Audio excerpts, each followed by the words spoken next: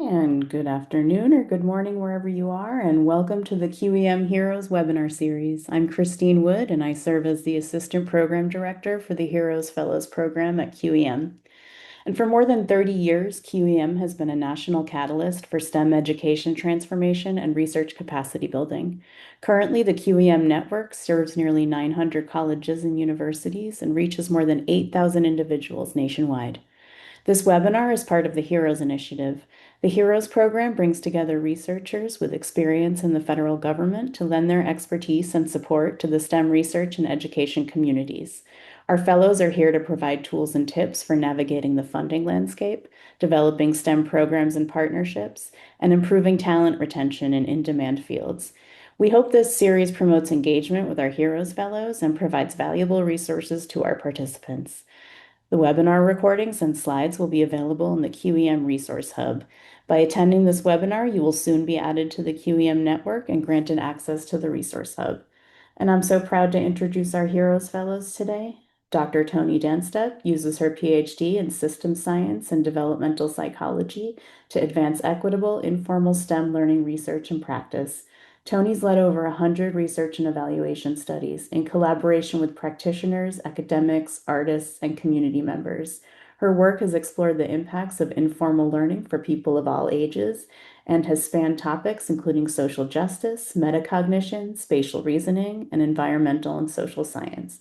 With deep applied research methods and design expertise, Toni has experience as a primary investigator and lead researcher, an evaluation consultant, and a program officer for STEM education funding programs. Dr. Toya Frank is a mathematics educator, researcher, and STEM education leader with a passion for creating just and equitable learning opportunities.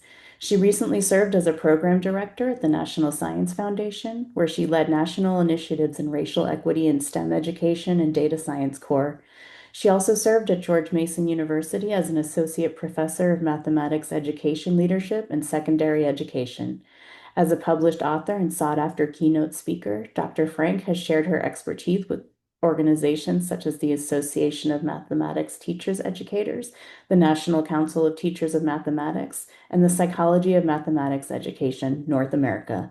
Beyond her scholarship, she collaborates with teachers, leaders, and mathematicians across the U.S. and abroad. And Dr. Naomi Hall Byers is a social psychologist whose work examines social, cultural, and contextual factors that drive health and educational inequities among historically marginalized groups. For 16 years, she was a professor of psychological sciences at Winston-Salem State University, where she directed the Race, Culture, and Context Lab. She previously served as a program director and acting deputy division director in the Social and Economic Sciences Division of the Directorate for Social Behavior and Economic Sciences at the National Science Foundation. Dr. Hall Byers holds a PhD in applied social psychology and an MPH in maternal and child health, with expertise in social and behavioral sciences, mixed methods, and evaluation. And last but not least, Dr. Tori Rulak Smith is an educator whose career spans more than 2 decades in higher education and government. As a faculty member and director of undergraduate studies in what was formerly the College of Engineering, Architecture, and Computer Sciences at Howard University, she guided students and faculty in teaching and learning, advising, research, recruitment, and corporate engagement. In government, Tori was lead program director for the National Science Foundation's Eddie Bernice Johnson Includes initiative and program director for the Historically Black Colleges and Universities undergraduate program and the Faculty Early Career Development program. Her efforts focused on providing funding and support for undergraduate research, education, and large collaborative networks implementing systems-focused strategies that broaden participation in STEM. Tori is an engineer by training, with a Bachelor of Science degree in Civil Engineering from Howard University and a Master of Science and Doctor of Philosophy degrees in Civil Engineering from North Carolina State University. And I'm so happy to turn the floor over to our presenters today. Thank you, Christine. We are going to share our presentation here and get started. All right, maybe just a quick thumbs up to make sure everyone is seeing the right thing. Perfect. All right, thank you very much. Well, I am excited to be here with you all today, along with my esteemed colleagues, to talk with you about establishing a solid foundation for your research.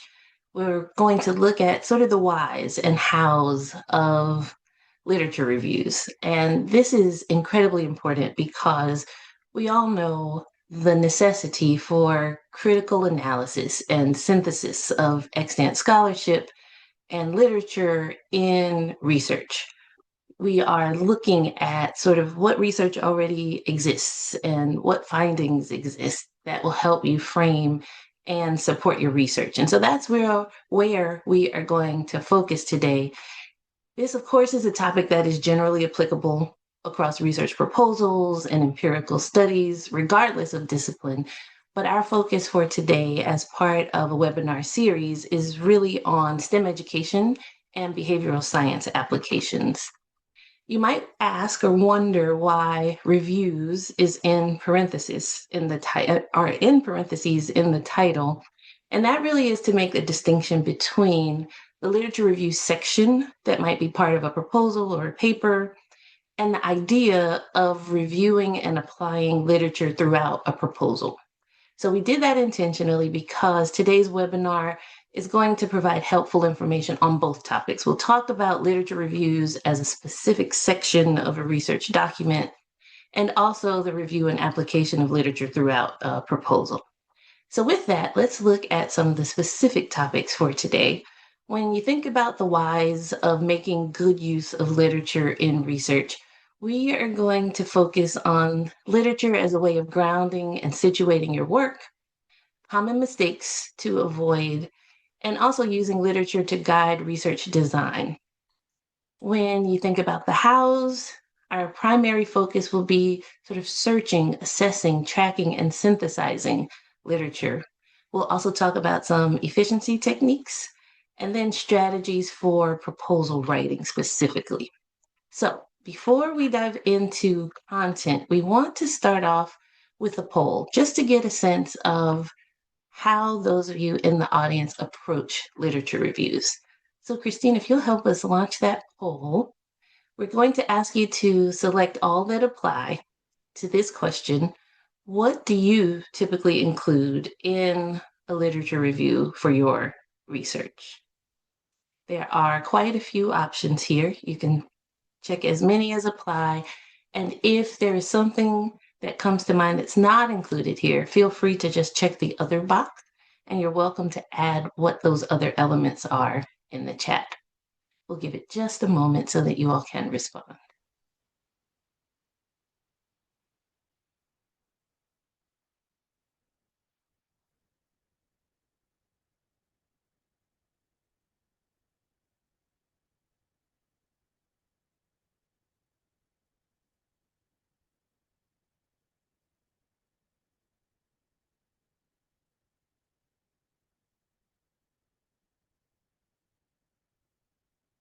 All right, I know we've added quite a list here. It might take some time just to read through all the options, but hopefully you all are getting a sense of what's there and helping to provide us with a sense of what's sort of the standard operating procedure for you as it relates to literature review. Christine, do we have a critical mass, perhaps? We do, and I'll end the poll right now. Perfect. All right. So let's see here. All right. Okay, we have a pretty good mix amongst the available options. Certainly, most have said that they provide an overview of main points from similar studies, wanting to point out gaps in research and explanation of theoretical frameworks. Those seem to be sort of the top answers, but then also providing a basis for research methods, summarizing by theme, sort of using subheadings to organize that, um, the interpretations of other researchers' work, or what might be perceived as weaknesses or strengths of the sources that were used. All do some combination of these. So let's dive in more and just talk about what this looks like in the general context of research. Technically, there's no right or wrong answer to this question. It was a bit of a trick question because it's all about how you approach your literature review, how you operationalize these different concepts. I will say, having been a program director at the National Science Foundation, there are certainly proposals that included every single one of these aspects in a single literature review section. And then there were others that incorporated the aspects, but at various points throughout the proposal. So again, we just want to make the distinction that as we move forward, when we say literature review, we're referring to that sort of specific chapter of a thesis or dissertation or research document more broadly that's used to identify what's known, where there are gaps, and really make the case for why a proposed course of study or course of action is needed. When we say review of literature, not to be confused with literature review, we're talking about that broader application throughout a proposal or throughout a study to identify and explain the rationale for your methods and interpretation of findings and similar things. So let us move forward with a quote. It looks like, all right, it brought both of them up at the same time. So, why is this important? Really, literature strengthens proposals and helps to increase their competitiveness. And this quote from the William T. Grant Foundation really captured that well. Let's see. Sorry, my computer decided to do something weird at just that moment. But this is an opportunity provided by the W.T. Grant Foundation specific to research grants on improving the use of research evidence. I will note that if you're interested, this is an opportunity that will open this summer on June 3rd with proposals due on July 29th. So it's something that you might want to look into. But what was most compelling about this opportunity was a quote that is included on the program page that simply says, one of the most common issues in letters of inquiry is a lack of sufficient grounding in the existing empirical literature. And in the case of this program, that would be literature on the use of research evidence.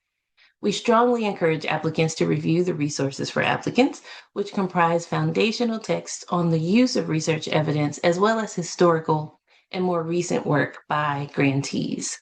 So there is a link here where the W.T. Grant Foundation is actually providing links to related literature and useful resources that you might consider. So we'll be sure to add that link in the chat, but it helps to sort of ground what it is that we'll talk about today. In a previous webinar, we've talked about sort of one-pagers and preparing those, and it's interesting that this points out that even at that stage where it's a letter of inquiry, it's not a full proposal, it's not a full study just yet, but even at that stage, one of the key pieces that seems to be missing is how this is grounded in existing scholarship. And so that's a primary focus for our time together today. All right, why would you use literature and research? We've certainly covered it, but these 4 bullets are a nice summary. It's to ensure that the research is advancing a field.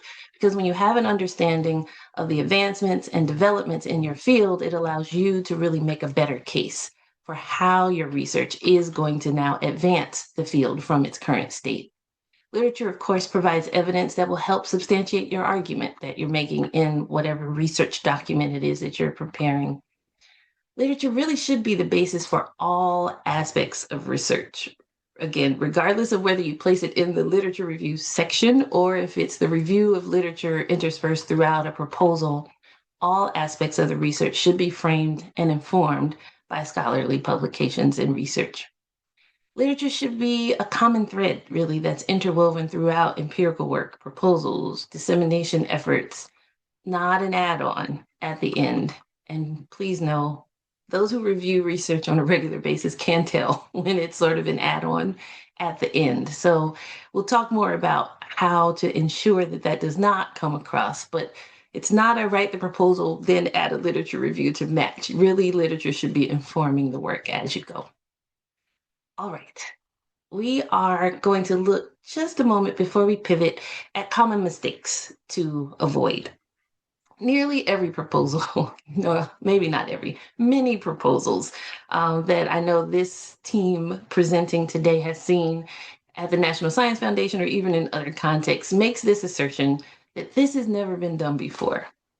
And while we appreciate the passion for a particular line of research, we as program directors again, former program directors now, but when we were in those roles, could almost always find experts that had indeed done what this is before, or something incredibly similar. And so the idea here is to make sure that as you prepare literature reviews, you consider both breadth and depth. Yes, you want to cover a wide range of articles on the topic if it's available. We understand that sometimes research is exploratory, so, as broad as is possible, but you also want to add depth to that. So read deeply, ensure that the article is actually aligned with your study, go beyond those keyword searches, and make sure that you're reading deeply so that you can capture the essence of an article and again make the case for what you're proposing.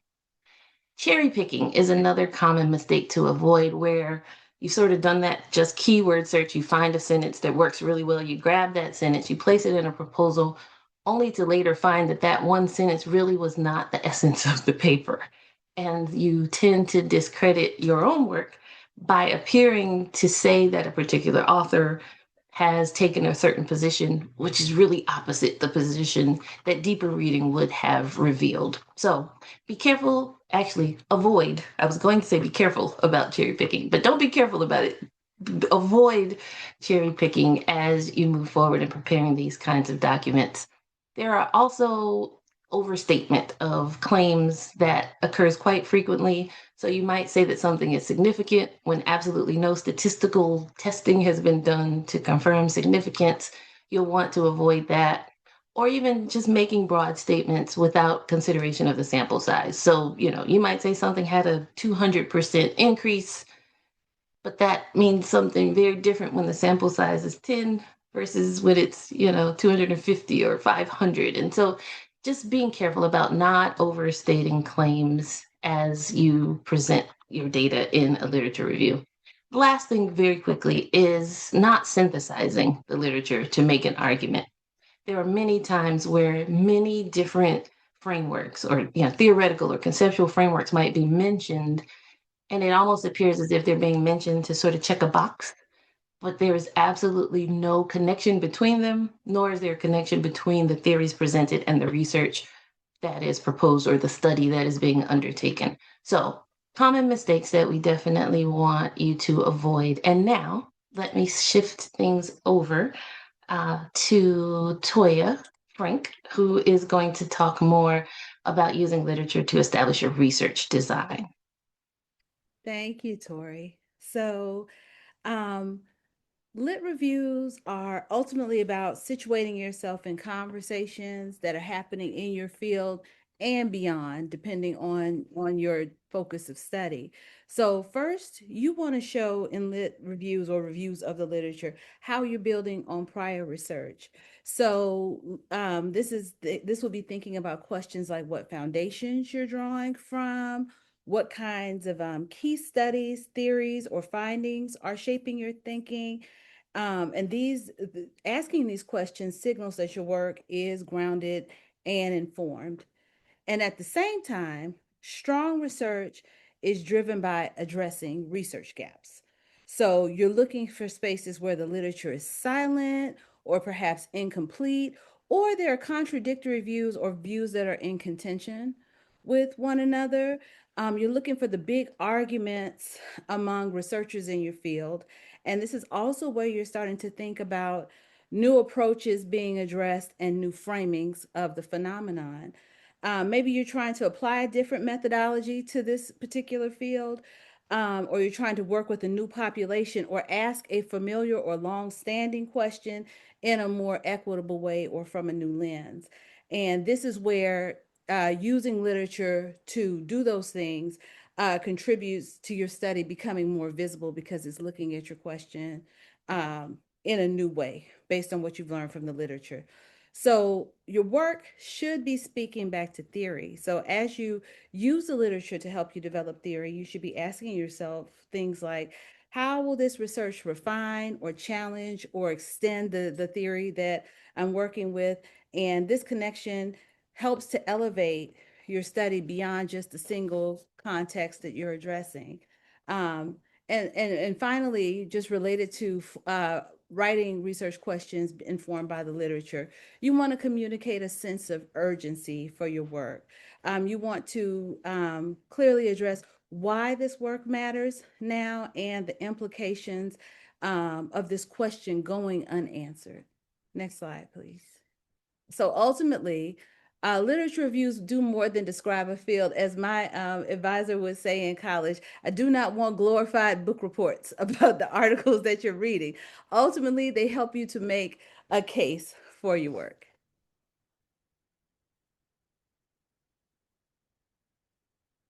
So once you use the literature to establish your overall research agenda or the groundwork and your questions, the next step is to use research to help you sharpen and ground your work. So a helpful way to think about this is that literature helps us get really specific about the who, what, when, where, hows, and whys.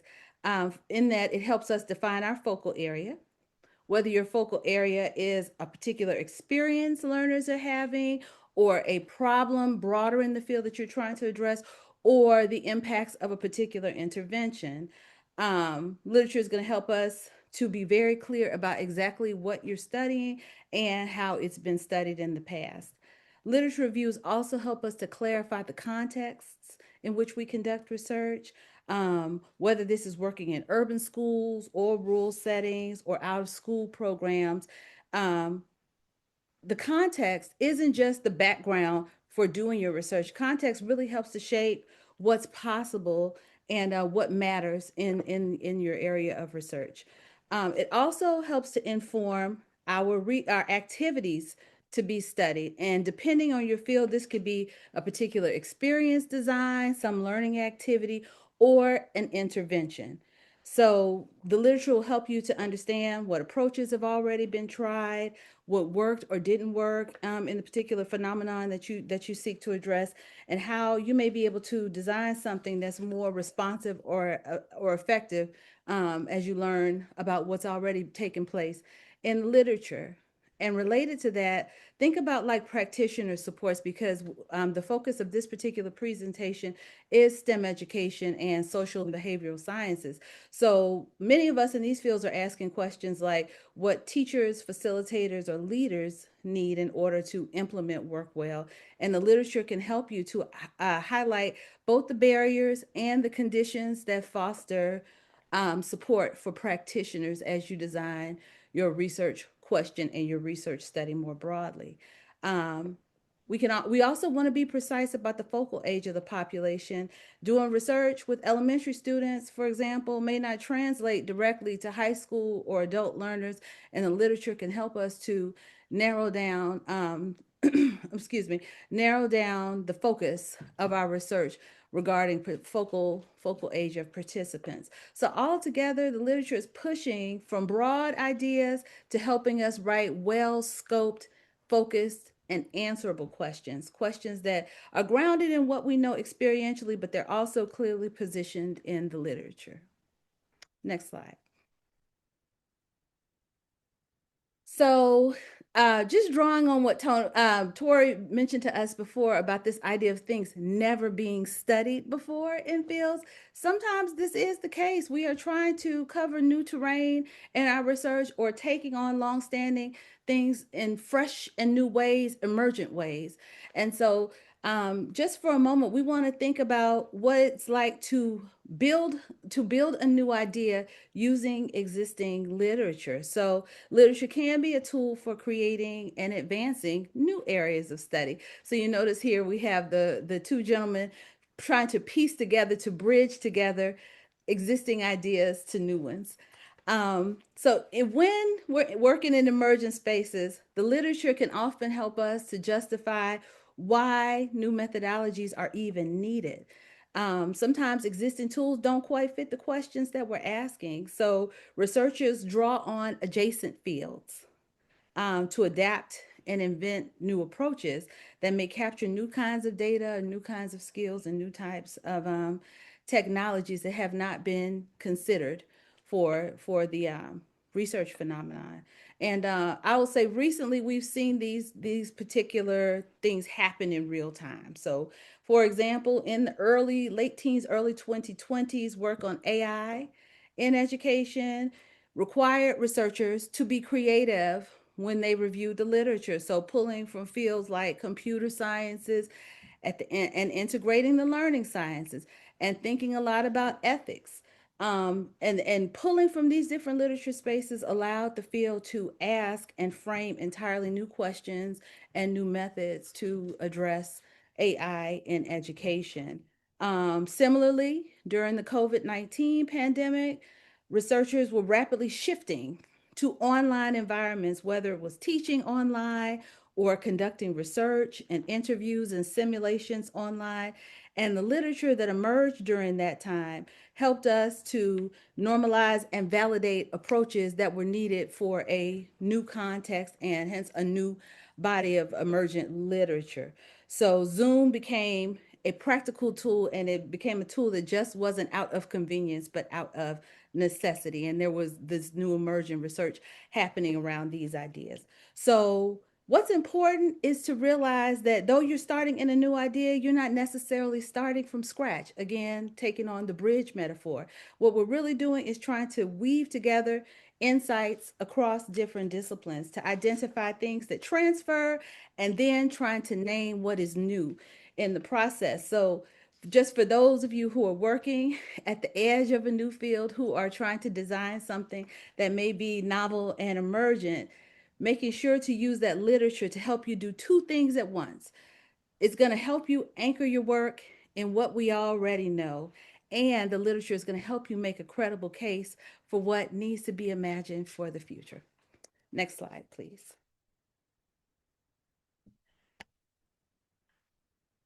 So once you have grounded questions or you've thought about how research is going to help you come up with or build a bridge between what exists and your emergent idea, literature can also help shape how you study these ideas, i.e., your research design. So, literature can help you identify your theoretical foundation, which is the lens or the lenses for how you're seeing a particular problem. It can help us think through how we're going to interpret our data and make meaning of what we're learning. And literature helps to ensure that the study is ultimately conceptually anchored.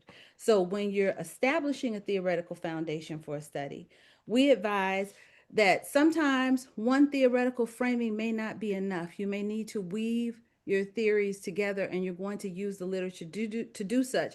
Again, putting on the former program officer hat, we think it's important to advise to not try to weave together too many theories and be very, very clear about how different theories actually work together. So, not just saying, I'm going to draw from three different theories across the study, but talking about why each of those is meaningful and how taken together they hold promise for what you intend to study. Shifting gears a little bit, but equally as connected is the methodology. So thinking about the methodology or the overall approach of your study. Really, the literature can support whether you're working within qualitative traditions, quantitative traditions, or using mixed methods. The literature can also justify why a particular approach is best suited for the questions that you're posing. So we move, and so within methodology, we move next to questions, the specific tools and strategies that you'll use. So if you're working in a qualitative space, are you using interviews? And if so, what kind? Or working with using surveys or using observations or using experimental design. The literature can help you pull on prior studies, and it gives you models for what's been done and what's appropriate. The literature also informs your sample characteristic and size. So, drawing on the literature, you can look at who's been studied before and who's been left out of earlier studies, and what type of sample sizes are sufficient or typical for your type of study. And this can make sure that you have a sample that is both rigorous and inclusive. And finally, with respect to analytic plans or how you're going to make sense of the data, The literature is going to help you make, it's going to help share the established practices across the field, and it can help you make thoughtful choices aligned to your goals. So we've covered, and these are mostly the ways that we talked about earlier when you all took the poll of ways that you can use literature in the field, but we thought it was important to raise some other ways that literature can help enhance your work. So literature doesn't just shape your ideas, it also connects you to people. So one of the most powerful things literature can help you do is get to know the field, the researchers, and the key actors. So you'll see names start to come up as you study particular topics, and you can think about how different scholars are in dialogue with one another. Literature can also help you find collaborators. You can work with people, you can reach out to and share your ideas with those whose work resonate with you and whose questions align with yours. So ultimately, literature can help you come into a community of practice where you can connect and contribute with and to others. So literature isn't just about building knowledge, it's about building knowledge and networks. And so I am going to turn it over to Tony Danstep, who is going to talk us through some of the hows of literature reviews. Thank you, Toya. Yeah, so transitioning into the how, let's talk about the activities involved in gathering and synthesizing literature. I'm going to go into each of these topics in more detail in just a second. But the point here is that for each of the areas Toya covered and Tori covered, theory, prior research, methodology, agendas, context, we need to gather and narrow the body of work using kind of some broad steps. And I'll just add that these are iterative. You're going back over and over through these steps. So finding literature requires that we search, iterate, and track. We need to build kind of a comprehensive list of keywords, and that the word comprehensive is important here. This involves things like brainstorming and thinking of synonyms, talking to other experts in the field, asking AI, reviewing terminology used in scholarly books or raised by scholarly societies and professional associations, and then gathering new keywords as we're reading articles. For building keywords, it really helps to start with any meta reviews or syntheses whenever possible. We need to choose multiple databases. So of course, we want to look at the databases in our field. That might be PubMed, JSTOR, PsycInfo, Web of Science, etc. But it's also a really important opportunity to expand and think outside of our silos or our status quo databases. Given how complex issues are that we're studying today, it's really just essential that we go beyond our own disciplines and contexts. And remember that funders and reviewers will bring that breadth as well. And we need to also find new pockets of literature. So this can be identifying new articles from reference lists and cited by features for articles. And it's also finding out where the gray literature is and how essential that is to the field we're working in. We never want to assume here. There is quite often some gray literature and it's harder to find, but the experts will know about it. And these keywords and databases expand really quickly, kind of exponentially. So it's essential to track this. You want to track things like database names, filters applied, keywords, eligibility criteria, the dates that you did the searching. And this is especially important since we want to perform the same searches over time to keep up with our evolving fields. That is another day, another search. And with all of these, we're looking for breadth and depth, as Tori said. And you really want to keep searching until you are not finding anything new. So ultimately, the goal here is really to be curious and be systematic. Assessing, tracking, and synthesizing is all about bringing your researcher lens and needs into this process. So once you have the articles, you want to start by screening. You want to determine if it's relevant to your research agenda, not just your specific question that you're thinking about right now. And you can do that by reading the abstract, but you also want to skim the findings and the discussion of findings to help you make that determination. If it's not relevant, you can track it and set it aside. For relevant articles, you want to do your own assessment of the researcher's theoretical grounding, methodology, data, and findings, and make notes on these. These are your critical analyses of each study. And you want to note how it connects to or contrasts with your own research question and research agenda, as well as other sources. And you want to track all of this. Could be in Excel, EndNote, Zotero, whatever system works best for you and your collaborators. And finally, you need to synthesize across all articles. And you want to use this synthesis, as Toya was saying, to inform your decisions, develop your rationale, and make a strong argument for your work. We've included a lot of resources at the end of this slide deck for you to use in thinking about these. So for many of us, our workloads are already overwhelming, and carving out time to find, read, and summarize literature can be difficult.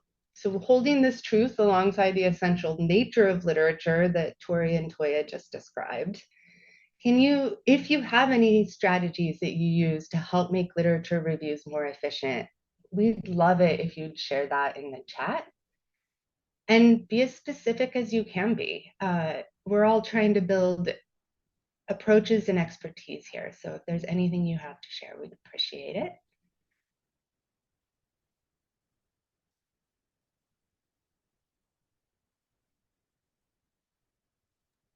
Our chat function is open for everybody's use. And I might say, I'll start talking about some of the things that we've used while people, and you're welcome to keep putting in the chat if you have anything to add or if this sparks any ideas for you. So Tori, if you'll, yeah, perfect. So some of the efficiency techniques we've used include drawing on research librarians. They're really a good source for swiftly honing your search keywords and databases while ensuring that you're not being too narrow. And they're also finding ways to leverage existing activities or expectations within your existing workload. So depending on your institution and your role, you might teach a class or a section of a class on a topic, author an article or a book chapter on it. Writing really forces you. Seek grant funding for literature reviews or design it into your professional development requirements. Another way is assigning literature reviews or annotated bibliographies to graduate classes, interns, and if appropriate, undergraduates. And that in order to build both their experience and knowledge, but also your own first pass at a literature review. Another approach is distributing across collaborators. You want to be careful not to silo collaborator knowledge bases so much so that the ideas don't hang together. And there are many ways to do this. You might consider the jigsaw method, where each collaborator takes a section of a book or a subset of articles, reads, and then shares the key ideas with the rest of the group in discussion. This started as a classroom technique, but a lot of researchers are using it not only to increase efficiency, but also to develop a shared understanding. And then with all of these, you just want to keep in mind that you do need to read for yourself what you are citing and any major claims. And of course, we'll go to questions at the end. I see it and I'll get to it. Of course, AI has the potential to be a major efficiency tool. I'm guessing you're all thinking that. You want to use AI tools that are specifically designed to support academic research and each offers different efficiency gains and limitations. Our colleagues, Frances Carter Johnson and James Smith, did an excellent overview of specific AI tools and considerations. You can find their webinar in the resource hub. I'm going to just put it in the chat right now where you can find the hub. And you can, theirs is titled Ethical and Evidence-Based Use of AI Research Tools and Processes. And we highly recommend that. So AI is really great at breadth and speed, has a lot to offer. It also has a lot of limitations that can affect the usefulness of any research building on that information. Some limitations, AI can introduce misinformation and inaccuracies, misimportant studies due to bias, but also to limited databases they can search, struggle to understand and convey complexity and context, and struggle to assess or reflect the quality of studies. So as humans, we need to be validating, finding and checking all citations, expanding search spaces and databases, and again, read what we cite. It's really using AI as a complement and a thinking partner is the way to go. And that's not solely because of the limitations, but it's also to build your knowledge base and creative thinking to interact with that knowledge, because that's what's actually needed in the research enterprise. And then finally, we really need to be thinking about the ethics as we consider whether, how, and how often to use AI tools. This is an excellent interactive infographic that I just love, but so we have that in the resources as well, but really it talks about and gives definitions behind each of these bars, but built-in biases that are regressive and harmful, your own data privacy, environmental damage such as water use, land use, carbon emissions, and energy consumptions. So that's the how of conducting, and Naomi is now going to talk about the how of literature reviews for proposals. Thank you, Tony. So we have provided a lot of information on literature and reviews. And so I do want to pivot to speak to some strategies for incorporating literature into your proposals. So as Tori mentioned in the beginning, there are differences between a quote unquote literature review section versus a review of literature to ground and situate your work.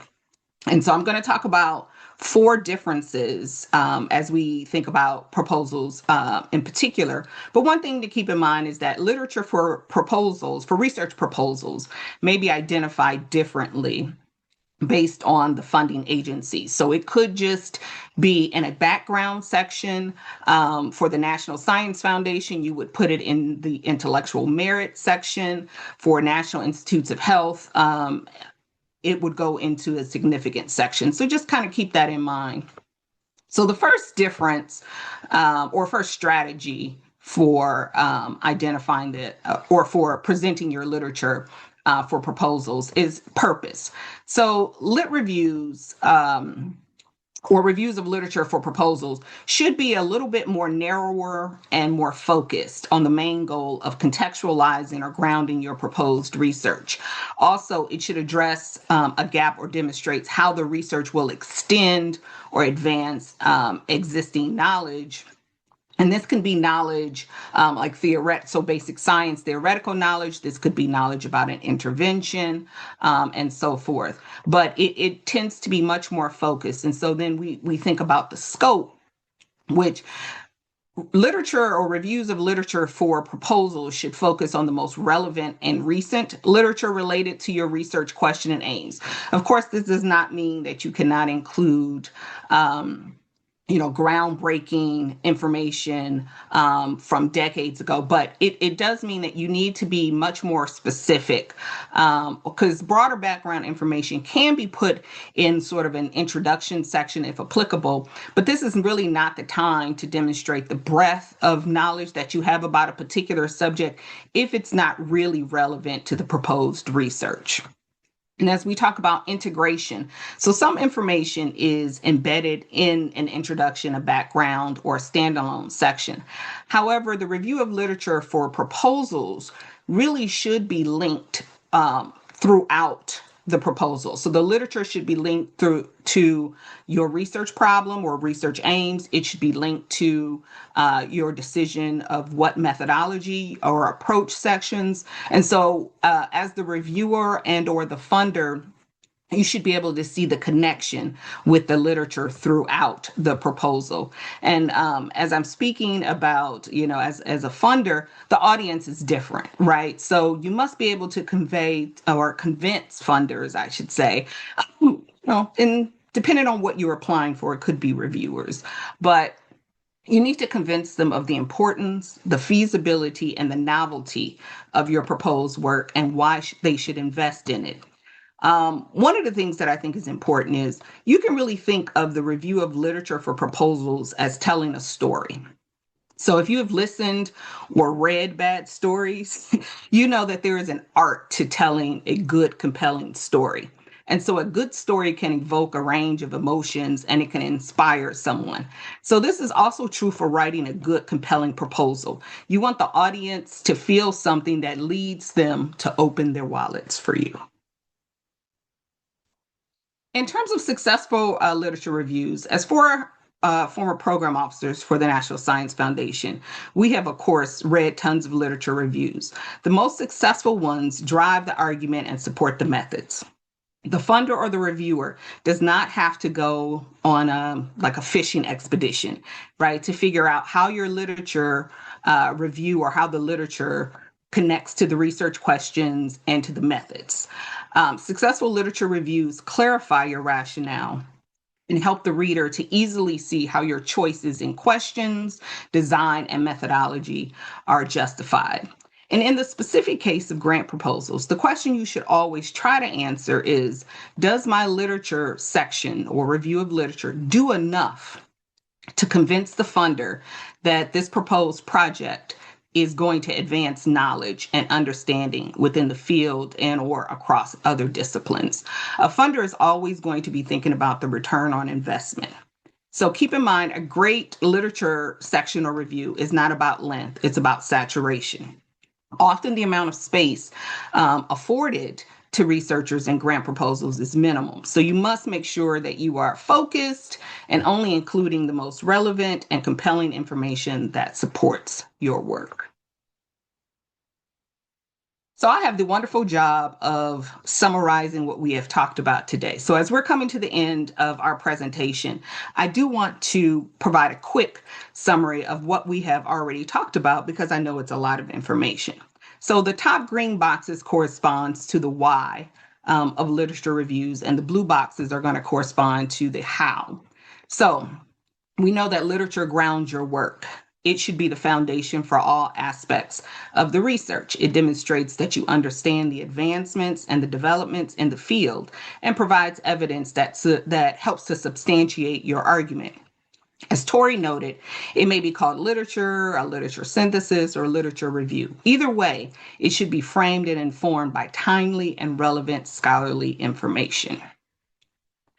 As Tori also provided some common mistakes to avoid. And again, as former program officers, we have seen these mistakes often and try to really encourage you to avoid them. Things like cherry picking, overstating claims, and stating this has never been done before may be more problematic than helpful for your cause.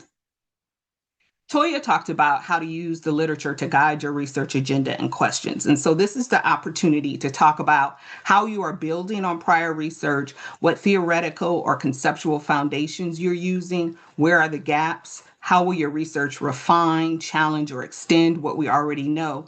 So the literature, in essence, helps to answer the who, what, when, how, and why questions.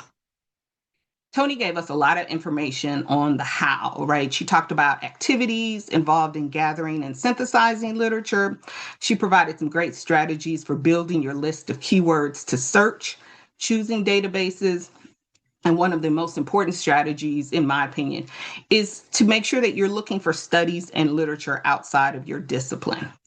She talked about being systematic and tracking what and where you search. So the importance of assessing what you read, tracking the information you pull from scholarly sources, and then being able to synthesize across all of these sources to really help to inform your decisions and provide support for your work. Finally, there were some efficiency techniques, such as utilizing, reference librarians, your collaborators, your interns, your students, and of course, technology such as AI. Keeping in mind not only the strengths of using AI, but also being mindful of potential limitations and ethical issues surrounding its use, particularly in scholarly endeavors. And so I talked about using literature and proposal writing specifically. So keeping in mind that review of literature for proposals often are more narrow and more focused. You need to be really clear about your scope, the integration throughout, and the connection to your methodology is really important. And finally, so literature reviews for funding proposals is often looked at as telling a compelling story to the funder and encouraging them to invest in your research. And I'll say this again, keep asking yourself, does your literature review or your review of literature do enough to convince the funder that your proposed research would advance the field? Because the funder needs to anticipate a positive return on investment. And because we are short on time, I'll just say, as Tony mentioned earlier, we have some resources for you. So once this webinar is over and you access the QEM Resource Hub, which I'll tell you how to do in a moment, and download the webinar, you will be able to simply click on the links provided. And you see there are 3 categories of links. And so I'll let you take a look at that after the webinar is over. So we'll advance to the calendar. And so as we wrap up the webinar, we did want to provide you with information on the upcoming webinars in the Capacity Building for Applied STEM Education and Behavioral Sciences Research Series. The 4 of us are the facilitators and the presenters for the series. I like to call us 3T and me. And so we will talk I don't really have time to talk about each one of the sessions, but you can see the names of those. We will cover mixed methodology. We'll cover a plethora of wonderful topics. Also, this information will be posted on the HEROES webpage and a similar graphic distributed across various social media platforms by the QEM network. And so we want to end by saying thank you for your time and your attention today. We have listed all of our email addresses along with our areas of expertise. Please feel free to reach out with any questions or concerns. We're all very happy to assist. I mentioned, please check out our upcoming webinars as well as the upcoming webinars from the other HEROES Fellows by visiting the QEM events page. You'll see the QR code there. And also, if you visit the HEROES webpage, you see the QR code. You'll see information about all of the fellows, their expertise and geographic area that they cover. So please don't hesitate to contact any of the fellows, and we all have office hours to talk to you. Finally, we have a feedback form that we would love for you to complete.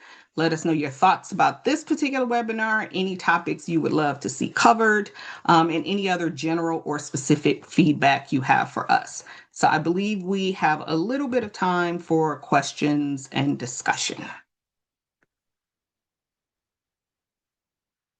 We have multiple tools available for question and discussion. You can use the Q&A box, you can use the chat, or you can raise your hand to come off mute. Don't forget the questions that have already been placed in chat from earlier, please.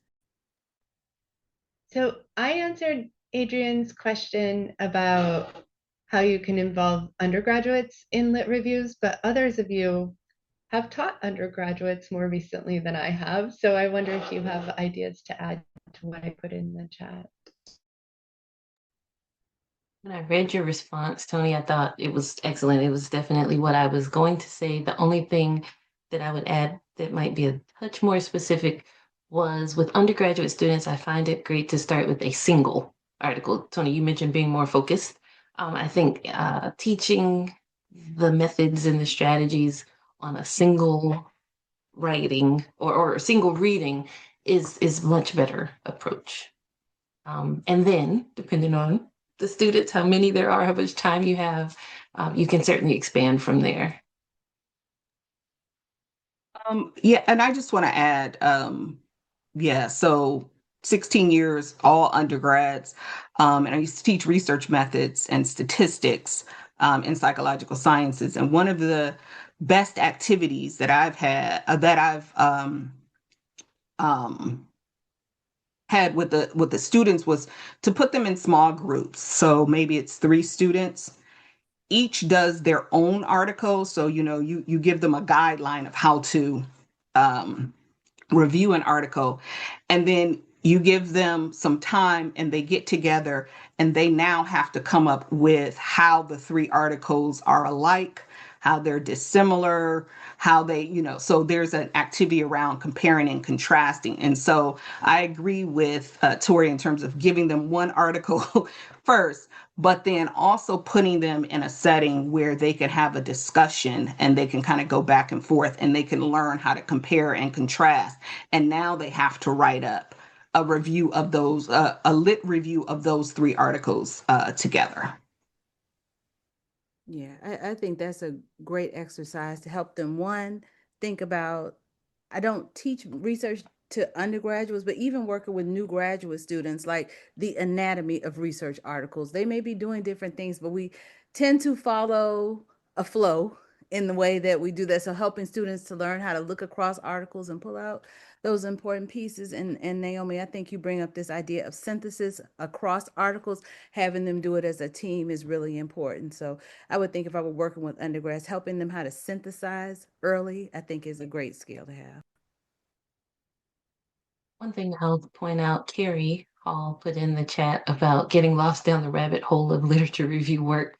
And I do think it reiterates a point that we attempted to make around depth and deep reading. So absolutely, it's okay to get lost kind of down that rabbit hole, because it's in the deep reading that really the best information, the most rich information comes forward. Just ensure that it's not breadth or depth. You want to cover a range of existing research articles while also being able to read deeply. All right, I think that's everything that was in the chat. Let's see. There's Is there a something? Q&A question. Yeah, Oh, it was a Naomi, Q&A you want to question. do it? No. No, I will. I will, Tony. I'll read it. So Greg says, I often find that reading an academic paper is a time-consuming and tiring process because it takes a lot of effort to go through the arguments and equations. Do you have different ways to read papers so that you can get through them faster? Any advice for how to decide which papers need what level of understanding and how to get through a paper quickly, but still in a useful way?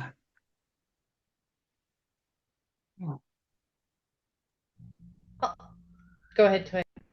Oh, no. Well, I was just gonna say it goes back to talking about working with early grad students, talking about the anatomy of a research article. So helping them to think about what they're going to glean from each section. I think that's one way to start with them to really think about, across topics.